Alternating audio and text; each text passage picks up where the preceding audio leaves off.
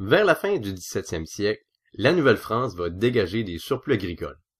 Ces surplus vont permettre de libérer une main-d'œuvre qui n'a plus besoin de pratiquer l'agriculture pour subvenir à ses besoins. On va voir naître différents métiers dans la colonie, comme par exemple des perruquiers, des tonneliers ou des orfèvres. Les premiers seront dans le monde rural. C'est pourquoi ces artisans vont pratiquer à la fois l'agriculture et leur métier. Cependant, au 18e siècle, ils vont graduellement s'installer en ville, contribuant ainsi à la création de quartiers artisans où ils vont s'installer avec leurs ateliers et leurs boutiques. L'expansion des villes et la construction de fortifications au 18e siècle donnera de l'emploi à des charpentiers, des menuisiers et des maçons. On verra aussi en ville d'autres métiers comme des chapeliers, des bouchers ou des aubergistes.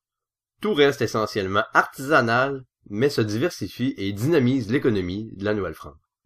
Bien qu'elle puisse sembler importante, cette diversification de l'économie est cependant bien superficielle. L'économie de la Nouvelle-France reste d'abord et avant tout basée sur le mercantilisme, qui ne laisse que peu de place à autre chose qu'au commerce des fourrures et à l'agriculture. Certains intendants, comme Jean Talon, ont tout de même tenté de diversifier l'économie. Ce n'est pas tant qu'ils voulaient rendre l'économie de la Nouvelle-France dynamique, mais ils voulaient plutôt que la Nouvelle-France soit moins dépendante de sa métropole. On a déjà parlé des tentatives de diversification de Talon dans le monde agricole, notamment en incitant les paysans à cultiver du lin, du chanvre et du houblon, ainsi qu'en intéressant davantage les habitants à l'élevage. En plus de ces incitatifs, il a ouvert une brasserie qu'il a dû fermer un peu plus tard sous ordre de la métropole. Ce fut le même résultat avec son chantier naval. Malgré ces tentatives, l'économie de la Nouvelle-France du 17e siècle doit d'abord servir l'économie de la France.